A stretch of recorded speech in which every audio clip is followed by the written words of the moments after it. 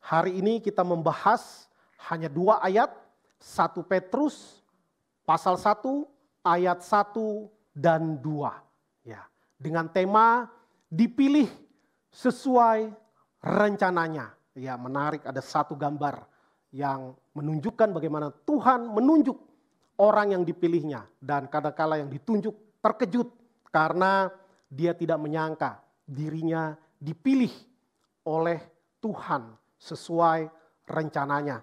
Kita membaca dari surat 1 Petrus pasal 1 ayat 1 dan ayat 2. Demikian firman Tuhan. Dari Petrus, Rasul Yesus Kristus, kepada orang-orang pendatang yang tersebar di Pontus, Galatia, Kapadokia, Asia Kecil, dan Bitinia, yaitu orang-orang yang dipilih sesuai dengan rencana Allah Bapa kita, dan yang dikuduskan oleh Roh, supaya taat kepada Yesus Kristus dan menerima percikan darahnya. Kiranya kasih karunia dan damai sejahtera makin melimpah atas kamu. Sedemikian jauh pembacaan firman Tuhan, berbahagialah kita yang membaca, merenungkan, dan melakukan firman Tuhan di dalam kehidupan kita hari lepas hari. Hanya 2 ayat, tetapi kita akan kupas tipis-tipis. Ya, kalimat atau frase demi frase. Bagian yang pertama yaitu dari Petrus, Rasul Yesus Kristus. Ini adalah penulis surat, sudah jelas dari awal langsung disebutkan. Yang menuliskan surat ini adalah Petrus. Petrus yang mana? Ya, 30 tahun lalu kalau dibilang Petrus, orang Indonesia takut. Ya, kalau milenial nggak ngerti. Ya, angkatan saya ke atas baru ngerti. Petrus itu penembak misterius. Ya, ada orang tiba-tiba meninggal ditembak, yang nembak nggak tahu siapa. Pokoknya meninggal aja orang kena tembak. Ya, itu singkatan Petrus. Tetapi Petrus yang ini adalah Petrus yang adalah murid atau rasul dari Kristus Yesus. Ini menarik sekali. Ya, kenapa? Karena seorang Petrus dia sadar akan identitasnya dan dia sadar akan otoritasnya sebagai Rasul Yesus Kristus. Maka ini adalah hal yang sangat penting ya, bagi bukan hanya bagi jemaat Tuhan yang dikirimi surat, tetapi juga bagi setiap orang percaya harus tahu identitasnya. Ya, identitas kita tentu juga yang pertama kita sebagai warga negara Indonesia sudah pasti ya. Tetapi di dalam kerohanian kita juga adalah warga negara kerajaan sorga. Bukan karena mendaftar, mengapply, tetapi karena belas kasihan dan pilihan Tuhan saja. Nah, ini penting sekali ya. Karena kalau tidak orang akan bingung di dalam bersikap, akan bingung di dalam melangkah, di dalam kehidupannya. Dan Petrus dia tahu betul. Padahal Petrus lama sekali dalam hidupnya dia adalah orang awam, orang biasa. Dia hanya nelayan kampung, ya, yang tinggal di kampung nelayan. Ya, kerjanya hari-hari cuman cari ikan, kalau dapat syukur, nggak dapat besok coba lagi. Ya, lalu dapat rezeki, ada ikan, sebagian dimakan, mungkin sebagian dijual untuk memenuhi kehidupan. Tetapi dia tidak berhenti pada kisah masa lalunya yang seperti itu. Tetapi dia sadar bahwa setelah dia ditebus oleh Kristus, dia menjadi Rasul Yesus Kristus. Ini adalah sebuah wujud ungkapan terima kasih dan pernyataan dari Petrus yang luar biasa. Ya, dia tahu bahwa dirinya ketika dia menulis surat ini dan seterusnya adalah Rasul Yesus Kristus. Ini sebuah jabatan, sebuah kepercayaan yang luar biasa. Karena pada saat itu orang ada banyak. Ya, ada banyak, bukan cuma sekarang. Zaman dulu juga orang begitu banyak. Mengapa Petrus yang dipilih menjadi rasul? Dia tahu, dia bukan siapa-siapa, dia bukan apa-apa. Ya, kalau Tuhan Yesus mau suruh dia tulis kurikulum vitae-nya, CV-nya, ya mungkin malu dia mau nulisnya. Ya, karena tidak membanggakan sama sekali. Tetapi dia sadar bahwa dia menjadi rasul karena apa? Karena Kristus sendiri yang memilihnya, bukan berdasarkan kapabilitasnya, ya, bukan berdasarkan apalagi popularitas, elektabilitas dan yang lain-lainnya. Tidak, benar-benar enggak ada secuil pun dalam dirinya yang membuat dia layak menjadi seorang rasul. Tetapi Yesus Kristus ketika hidup di dunia ini dengan sengaja memilih Petrus menjadi salah satu rasul. Rasul bisa dihitung dengan jari, sangat sedikit jumlah rasul. Kita bisa jadi pengikut Kristus, tapi kita tidak bisa jadi rasul. Jabatan rasul sudah selesai, tetapi fungsi kerasulan akan terus ada sepanjang zaman.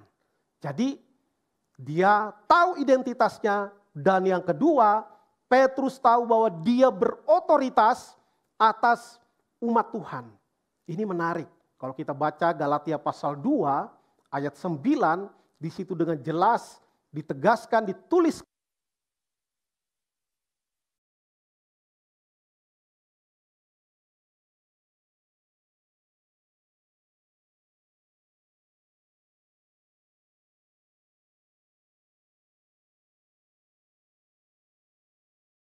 bagi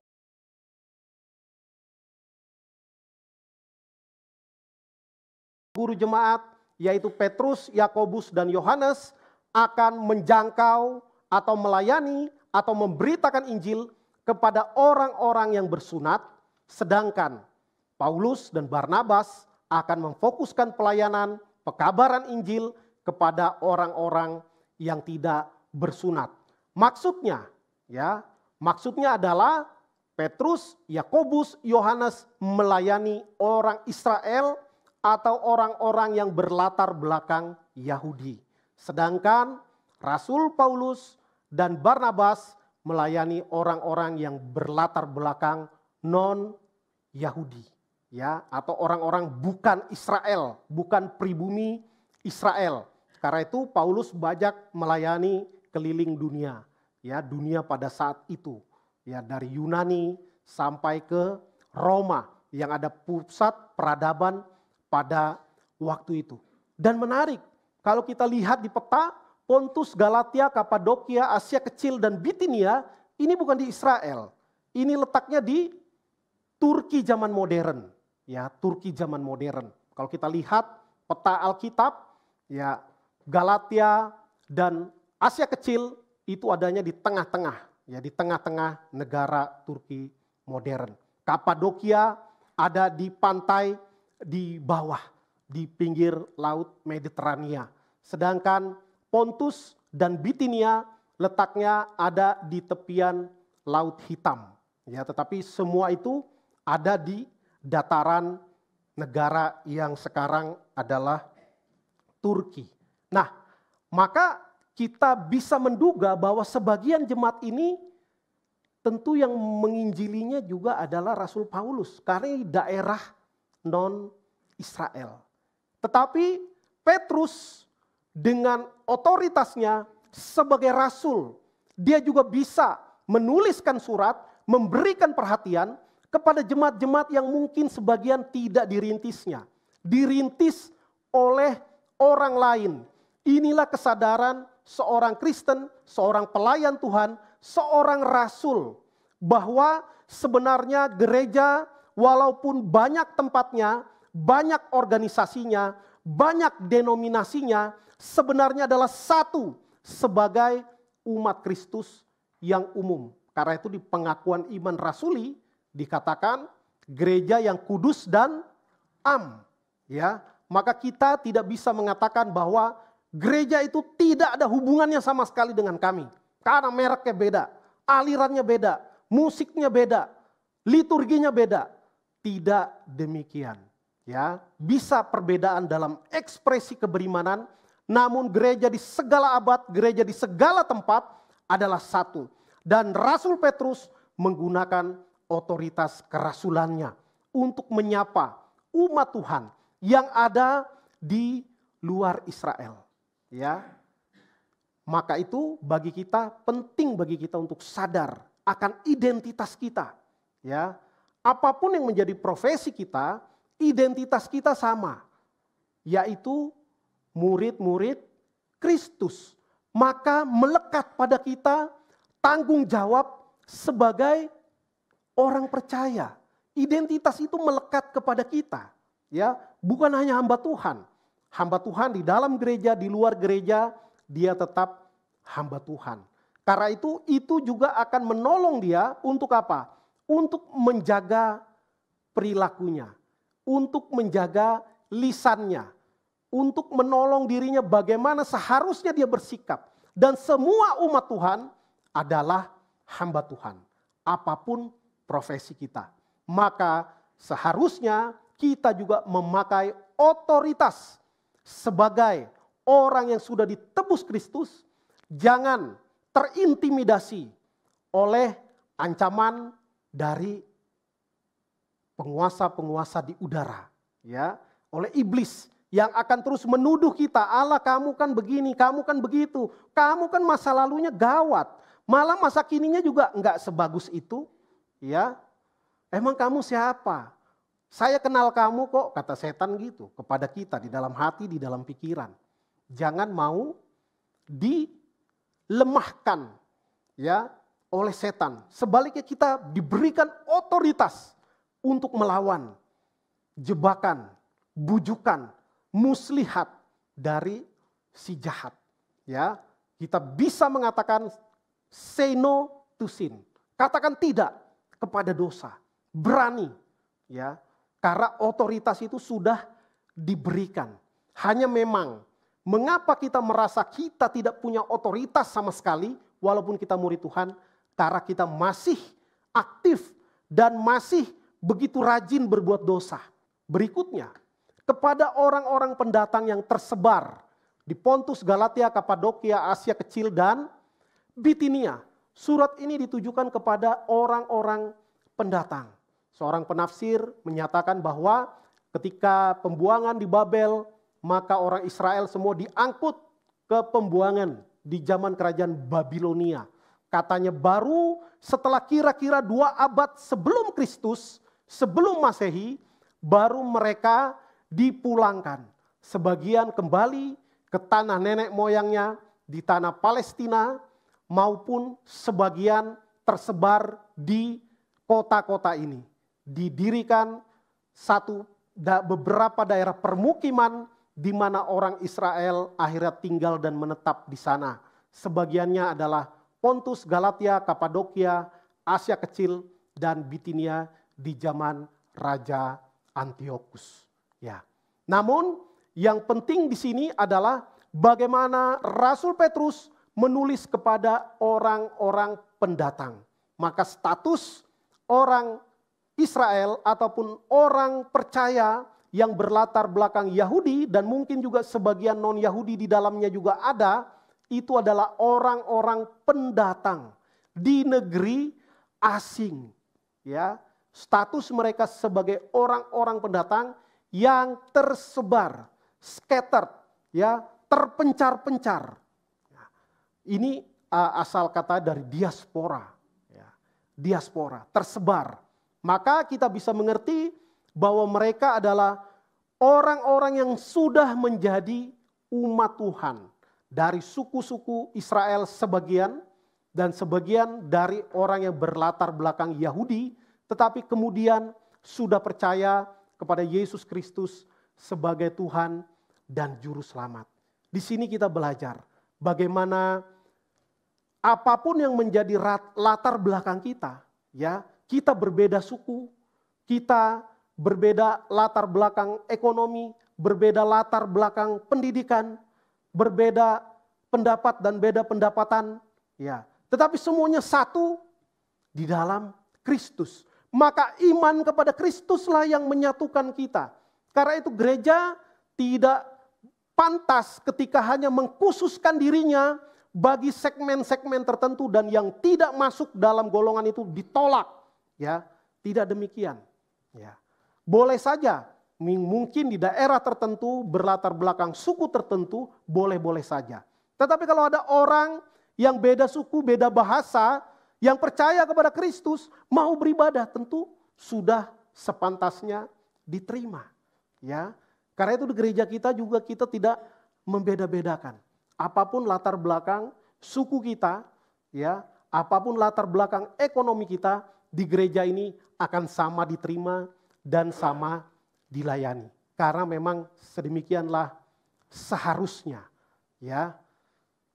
Berikutnya 1 Petrus 1 ayat 2. Tadi ayat 1 ya, sekarang masuk ayat yang kedua. Ya, disebutkan yaitu orang-orang yang dipilih sesuai dengan rencana Allah Bapa kita dan yang dikuduskan oleh Roh supaya taat kepada Yesus Kristus dan menerima percikan darahnya. Kiranya kasih karunia dan damai sejahtera makin melimpah atas kamu. Apa yang kita pelajari di sini? Nah, kata orang yang dipilih sesuai dengan rencana Allah, kalau kita lihat bahasa asli maupun dari terjemahan bahasa Inggris itu lebih literal, lebih letterlek, ya. Ditulis elect according to the foreknowledge of God. Artinya apa? Dipilih atau Tuhan memilih berdasarkan pra-pengetahuan Tuhan. Foreknowledge. Ya, bahasa Yunaninya prognosin. Ya, pra-pengetahuan Allah. Maka ini menjadi tafsiran yang berbeda-beda. Ya, menjadi tafsiran yang berbeda-beda. Sebagian mengerti bahwa ini adalah ayat yang membahas tentang predestinasi. Ketika Tuhan memilih, menetapkan orang yang akan ditebusnya, yang akan percaya kepadanya, bahkan sejak sebelum dunia dijadikan. Tetapi beberapa kelompok lain menganggap bahwa pemilihan Tuhan didasarkan pada pra-pengetahuan Tuhan. Foreknowledge of God. Ya, jadi karena Tuhan tahu si A nanti akan jadi orang baik, si B nanti akan menerima Yesus sebagai Tuhan dan Juru Selamat, karena Tuhan tahu dia akan percaya nantinya, maka Tuhan memilihnya. Nah, begitu. Ya. Tetapi di sini ada masalah. Ya, ada masalah. Kita bandingkan, katakanlah ada orang ahli astronomi. Nanti tanggal 28 November akan terjadi gerhana matahari cincin pada jam sekian, menit sekian. Ya, ada umbra penumbra ya yang ngerti astronomi lebih ahli lah di situ. Terjadi enggak? Terjadi. Karena apa? Pengetahuan begitu berkembang sehingga ahli-ahli bisa memprediksi dengan tepat, dengan akurat, pasti akan terjadi gerhana matahari. Ya. Atau pada tanggal sekian matahari akan berada pada titik terdekat dari bumi. Bisa tahu, emangnya ngelihat? Enggak, tapi bisa diperhitungkan dengan akurat. Berdasarkan kemajuan ilmu pengetahuan. Maka itu seperti menjadi pra-pengetahuan ini akan terjadi. Tetapi kalaupun dia enggak tahu itu tetap terjadi. Maka dia tahu tetapi dia tidak punya kuasa untuk mengubah atau tidak. Ya, maka ini beda antara dipilih oleh Tuhan berdasarkan kedaulatannya dibandingkan dengan Tuhan memilih karena Tuhan tahu orang itu nanti akan percaya kepada Tuhan. Maka di sini bedanya adalah pada kedaulatan dan otoritas. Kalau Tuhan memilih orang yang akan diselamatkannya berdasarkan pengetahuan, pra-pengetahuan Tuhan bahwa orang itu nanti akan bertobat, maka kedaulatannya bukan di Tuhan. Kedaulatannya pada orang itu. Ya, pada orang itu. Maka muncul celah atau poin bahwa orang itulah yang berkuasa. Kalau orang itu tidak mau percaya, Tuhan tidak mampu untuk memilihnya. Tuhan memilih berdasarkan pra-pengetahuan Tuhan akan orang yang akan bertobat atau tidak. Ya. Tetapi kalau predestinasi adalah Tuhan yang menetapkan. Tuhan punya pra-pengetahuan enggak? Punya. Tetapi bukan karena pra-pengetahuan Allah, maka Allah memilih siapa yang akan diselamatkan, siapa yang tidak dipilih. Ya.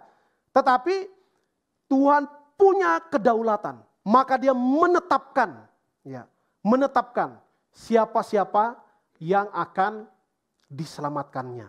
Dan ini juga yang menjadi pengertian ajaran dari teologi reform, ya, yang dianut oleh gereja kita. Kita percaya bahwa Tuhan memilih, ya, berdasarkan kedaulatannya. Tentu ada prapengetahuan Allah, tetapi bukan prapengetahuan Allah yang membuat dia memilih, tetapi karena Tuhan memilih sebagian orang diselamatkan, maka nanti yang akan terjadi, orang tersebut akan terhisap ke dalam rencana Allah. Ya, tentu ini dari sisi Allah, tetapi dari sisi manusia kita harus merespon dengan baik, merespon dengan benar. Ya, nah, hal berikutnya yang ingin saya bagikan adalah ini. Keselamatan adalah karya Allah Tritunggal. Jelas, di situ disebutkan Bapa, disebutkan Roh, disebutkan Yesus Kristus. Ini adalah kolaborasi dari Allah Tritunggal yang menyediakan, memilih, dan mengerjakan karya keselamatan bagi orang-orang pilihannya. Ya, indah sekali. Dikatakan Bapa, rencana Bapa. Lalu orang yang dipilih oleh Bapa akan dikuduskan oleh Roh. Ya. Roh Kudus adalah Roh yang kudus dan menguduskan. Ya. Bukan karena orang kudus maka dia dipilih, tidak. Tetapi karena dia dipilih, maka Roh Kudus yang akan mengubah status dari orang berdosa menjadi orang kudus. Bukan berarti ketika kita memiliki status sebagai orang kudus, orang benar, artinya kita tidak pernah atau tidak bisa, tidak punya potensi untuk berdosa, bukan begitu. Tetapi status kita dibenarkan, orang yang dibenarkan, orang yang dikuduskan, dan itu adalah karya Roh Kudus. Ya. Dan siapa yang mengerjakannya? Yesus Kristus. Ya, Allah Putra, Allah Anak. Ya, dia melalui karyanya di kayu salib memercikkan darahnya. Untuk apa? Untuk penebusan. Ya. Nah, ini menarik. Kata percikan ini menarik. Jadi perjanjian lama juga ketika hewan-hewan kurban itu dipersembahkan, maka darahnya harus ditumpahkan, tetapi kemudian sebagian akan dipercikkan, ya, ke bagian-bagian tertentu yang diperintahkan oleh Tuhan. Nggak mesti direndam, ya, nggak mesti dituang sampai basah semua, ya. Jadi ini seperti ada efeknya kepada cara membaptis, ya. Ada orang bercanda, kalau baptis percik nggak semuanya bersih, ya, kepalanya doang yang bersih. Nanti yang masuk surga cuma kepalanya aja, katanya. Kalau baptisnya selam bersih semua, masuk surga semuanya dari kepala sampai kaki. Padahal metode baptisan itu hanya cara, ya. Di sini dikatakan hanya percikan darah Kristus, ya. Percik artinya kenanya dikit doang, ya. Tetapi bukan soal percik atau direndam atau diselam atau ditenggelamkan. Bukan soal itu, tapi soal simbolik bagaimana darah Kristus menyuci kuduskan orang yang percaya kepadanya. Kita tidak benar-benar kena cipratan darah Kristus, tidak, ya.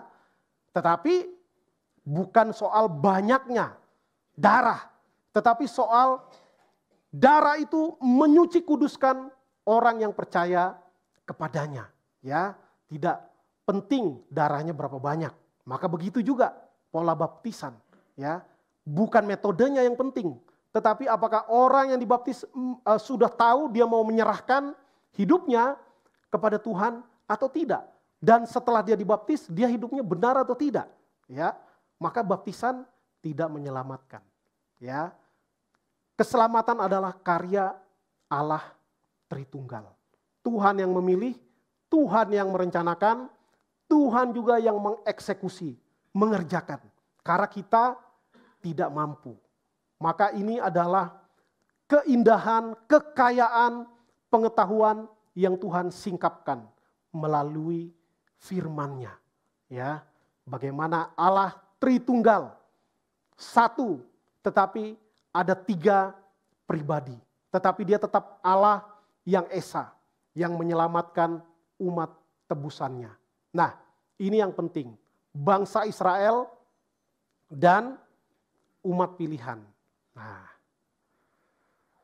bangsa Israel, bangsa pilihan Tuhan. Ya, jadi apakah bangsa Israel adalah bangsa pilihan Tuhan? Iya. Ya. Iya.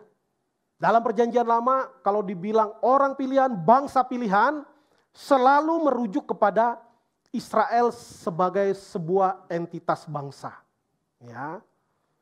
Di Ulangan 7 ayat 6, ya mungkin saya baca bagi kita semua satu ayat ini. Ulangan 7 ayat 6 untuk mewakili ayat-ayat yang lain. Ya, demikian firman Tuhan. Sebab engkaulah umat yang kudus, engkau ini kepada bangsa Israel. Engkaulah umat yang kudus bagi Tuhan Allahmu. Engkaulah yang dipilih oleh Tuhan Allahmu dari segala bangsa di atas muka bumi untuk menjadi umat kesayangannya. Tetapi ada lanjutannya. Bukan karena lebih banyak jumlahmu dari bangsa manapun juga, maka hati Tuhan terpikat olehmu dan memilih kamu. Bukankah kamu ini yang paling kecil dari segala bangsa? Ya, memang bangsa Israel dipilih oleh Tuhan menjadi umat kesayangannya. Bukan karena mereka lebih banyak daripada bangsa lain, bukan karena mereka hidup lebih kudus daripada bangsa lain, tetapi semata-mata karena kemurahan Allah, karena kedaulatan Allah. Tuhan berhak untuk memilih. Dan kita tidak bisa mengatakan Tuhan tidak adil. Karena dia berdaulat, dia pencipta manusia. Maka pencipta berhak memilih dari banyak ciptaan, dia memilih mana yang menjadi umat pilihannya. Ya, sama seperti kita lah, kita banyak baju kita misalnya di lemari.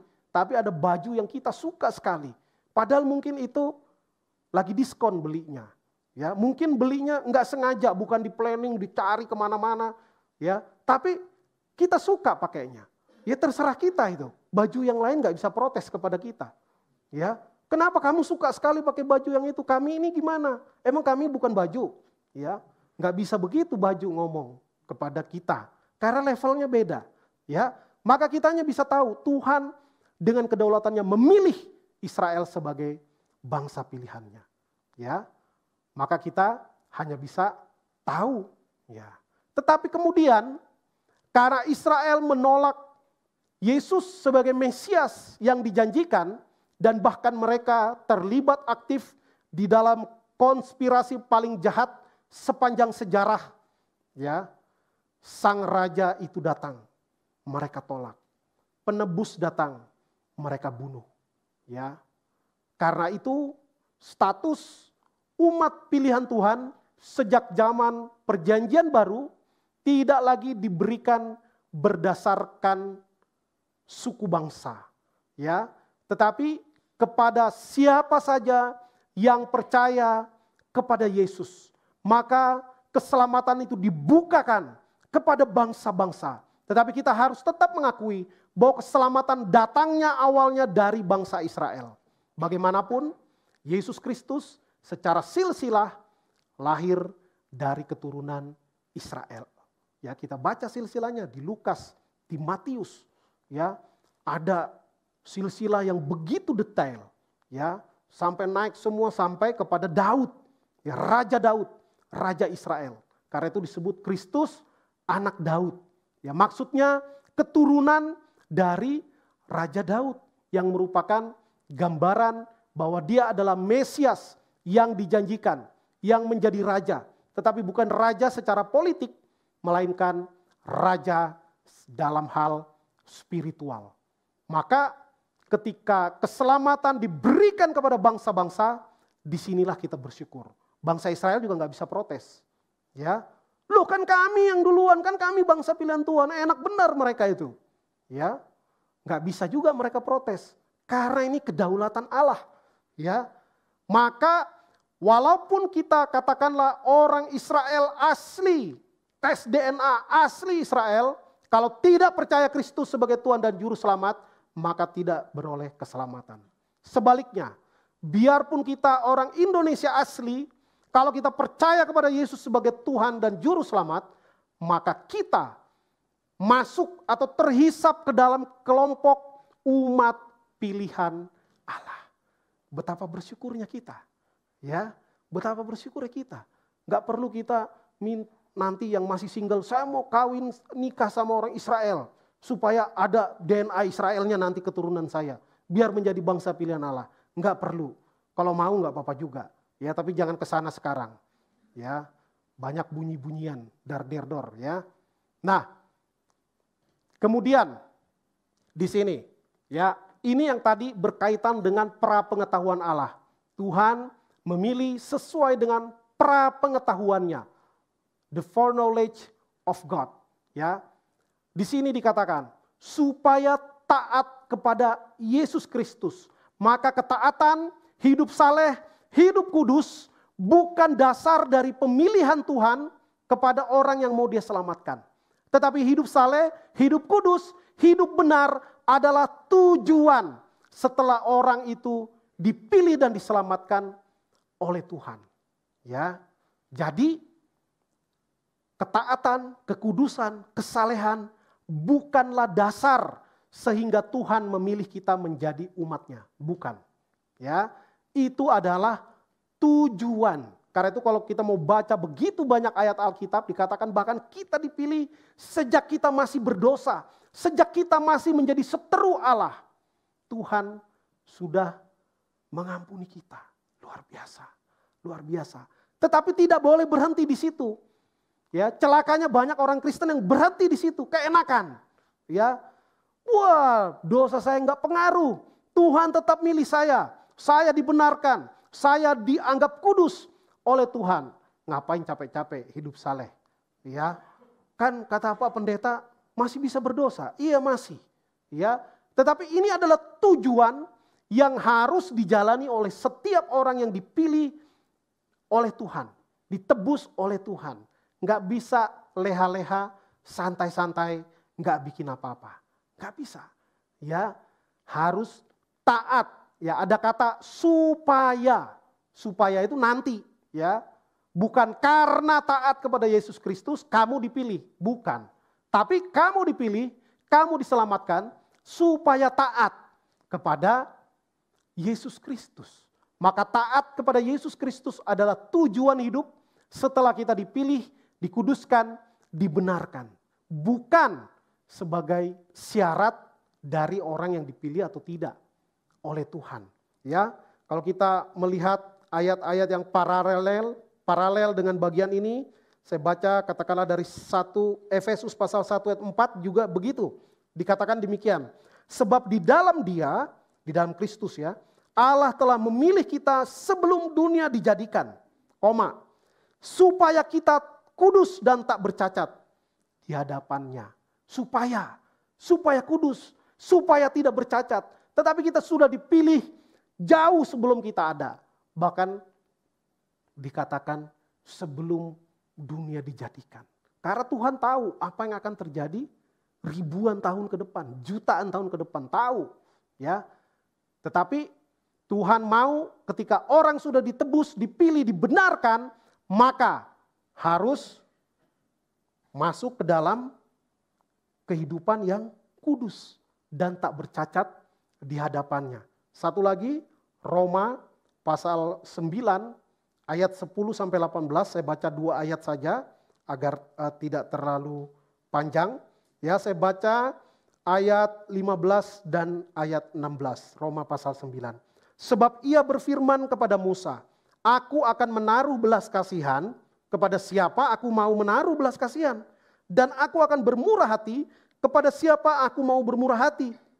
Jadi hal itu tidak tergantung pada kehendak orang atau usaha orang. Tetapi kepada kemurahan hati Allah. Ya, ini yang penting. Dasarnya bukan usaha, bukan performance dari seseorang.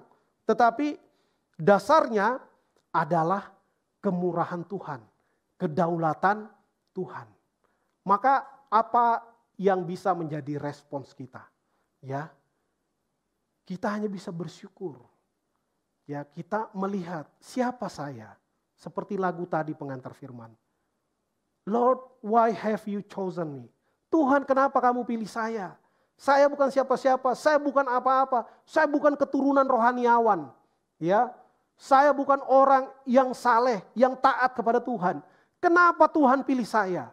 Ya, kita bersyukur. Tuhan bilang, emang kenapa?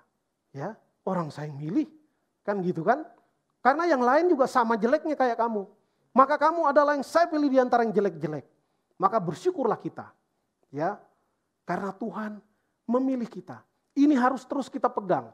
Tuhan, betapa saya bersyukur karena Tuhan memilih saya. Saya ini tidak layak, tidak pantas untuk diselamatkan. Tidak ada dasar dari diri kita yang membuat Tuhan harus memilih kita. Enggak ada. Enggak ada. Murni karena belas kasihan Tuhan. Maka kita hanya bisa bersyukur, memuji Tuhan, memuliakan nama Tuhan, tapi tidak berhenti di situ. Ya, harus masuk kepada tujuannya tadi, taat, kudus. Ya, itu bagian kita, upaya kita, pertanggungjawaban kita. Karena kita bukan robot, ya, kita bukan robot.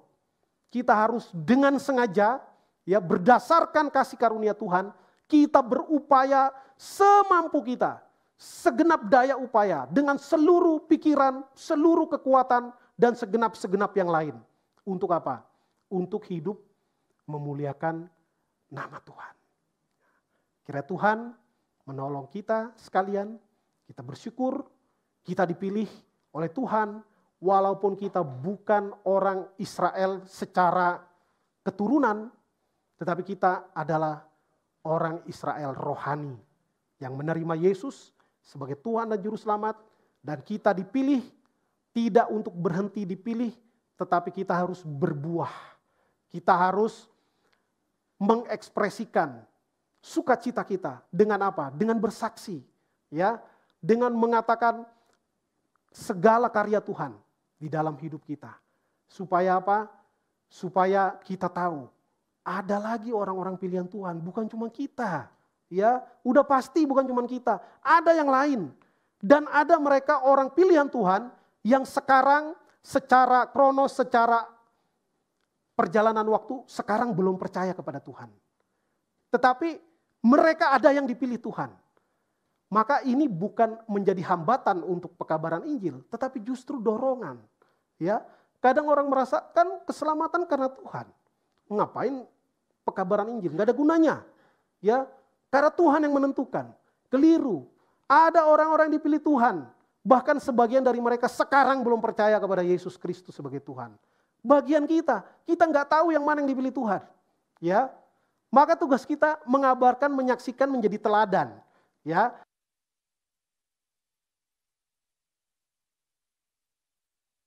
bersaksi dengan kata, tapi juga dengan karya dan seterusnya. Bagus sekali lagu itu. Ya, kiranya firman Tuhan ini menguatkan kita, mendorong kita untuk menjalani kehidupan ini, apapun yang menjadi tantangan, kesulitan kita tahu bahwa kita adalah orang pilihan Tuhan. Dan melaluinya kita akan disemangati, dikuatkan. Ya, sebenarnya konteksnya nanti begitu kita baca perikop-perikop berikutnya hampir semua bahasnya penderitaan. Ya, sama kayak Yakobus kemarin, menderita lagi. Itu memang dialami oleh umat Tuhan dari masa ke masa. Ya, tapi bukan soal situasi, tapi soal siapa yang kita percaya. Itu yang akan menguatkan dan memotivasi serta menolong kita.